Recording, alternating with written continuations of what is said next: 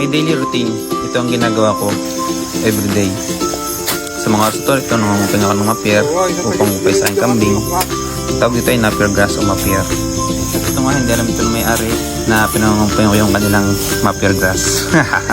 So, sa mga oras ito, maga ako nangumpay kasi bukas palis ako. Around 4 PM nangumpay na ako dito sa aking mga alaga. Dahil palis na ako bukas Ito nga, pinalik yung kumpay, papasanin ko upang dalhin sa aking mga alaga. Tinatalian ko yung kumpay para kasi hindi matapon o manlaglag.